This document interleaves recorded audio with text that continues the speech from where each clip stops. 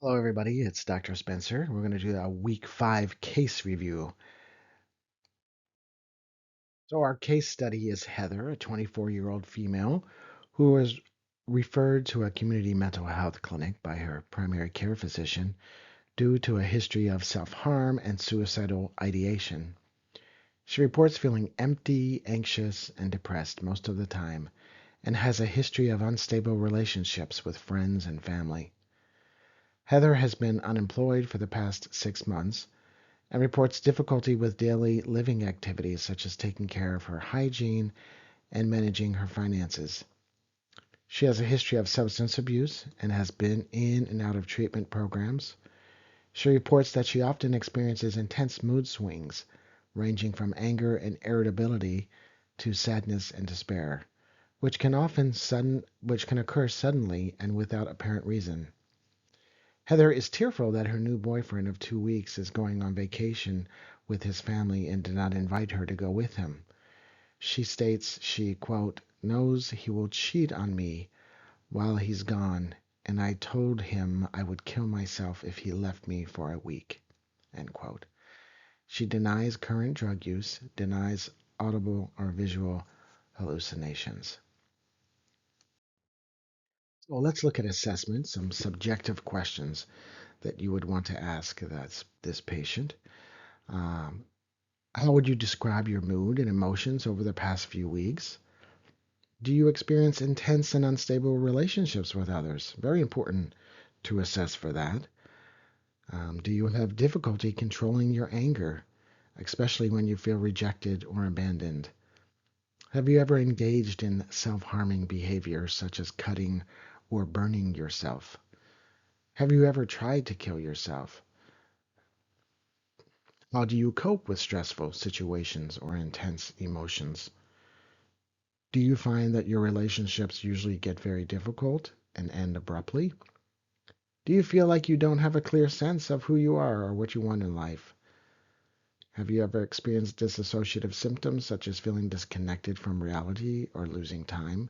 People with bipolar disorder can feel and experience dissociative symptoms. Um, I'm sorry, borderline personality disorder. Do you have a history of impulsive behavior such as substance abuse, binge eating, or reckless driving? How has your past trauma or adverse experiences affected your mental health and well being? Some objective findings, of course, vital signs of a good physical exam, looking for if they've cut themselves in the past, are they wringing their arms, making good eye contact. Important, like I said in the past, always to collect that laboratory data. Could it be something else medical that's going on? Um, and then some screening tools here. We have the McLean screening instrument for borderline personality disorder. It's commonly used. It's a 10-item measure to screen for this disorder. It's not a diagnostic test, it's a screening test. There are no biologically based tests to definitively diagnose borderline personality disorder. The next one is the Personality Diagnostic Questionnaire, fourth edition. It consists of 99 true or false questions that can help screen for various personality disorders, including BPD. The Zanari rating scale for borderline personality disorder was developed by Dr. Zanari, and it's used to treat patients who have already been diagnosed with borderline and to test for changes over time. And then the structured clinical interview for DSM 5 personality disorders, or the SID 5 PD, is the official diagnostic interview from the American Psychiatric Association that clinicians can use to assess for personality disorders such as BPD. It does cost, so you do have to buy this, but it may be worth it because it does screen for all of the personality disorders.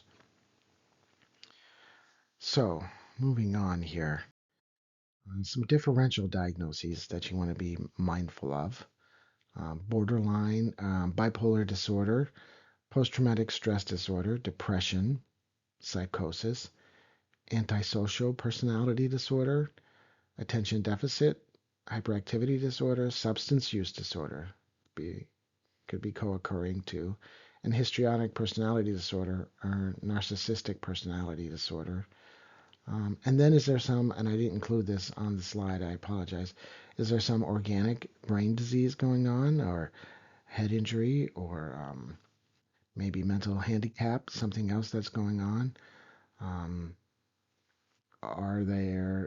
is there a medical reason that a patient could behave this way too? You want to consider that. Um, that's some of your differentials. And remember, some of these diagnoses can co-occur with borderline personality disorder. So here's the um, diagnostic criteria from the DSM-5. Um, and I just want you to take home that, people with borderline personality disorder experience intense mood swings and feel uncertainty about how they see themselves. Their feelings for others can change quickly and swing from extreme closeness to extreme dislike. And these changing feelings can lead to unstable relationships and emotional pain. People with borderline personality disorder also tend to view things in extremes, such as all good and all bad. Their interests and values can change quickly, and they can act impulsively and reckless.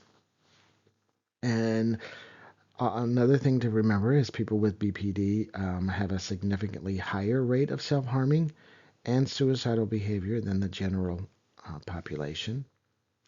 And something else I read that I thought was interesting from the book The First Interview by James Morrison, and I'm going to quote him here. He says, in my opinion, clinicians too often content themselves with a diagnosis of borderline personality disorder when patients have other disorders that require more urgent treatment.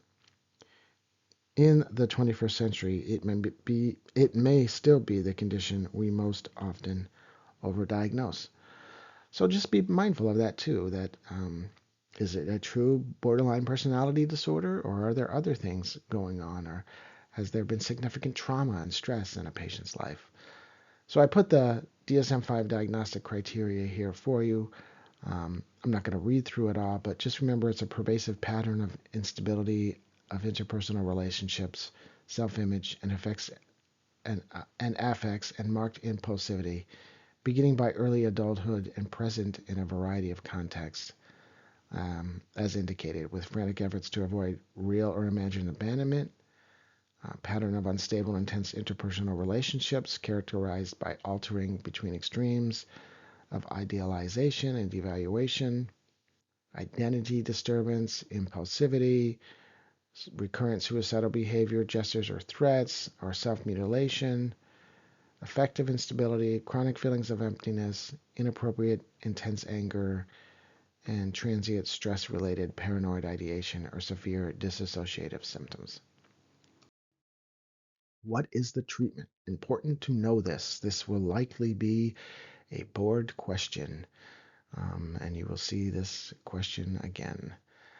The main treatment for borderline personality disorder is dialectical behavioral therapy. That's the approved treatment for this disorder.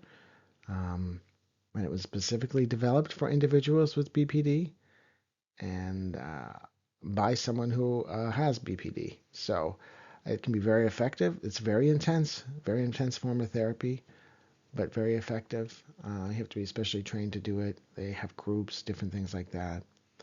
Um, Pharmacotherapy is not recommended to treat any of the core symptoms of borderline, like their marked emotional instability, transient stress-related paranoid ideation.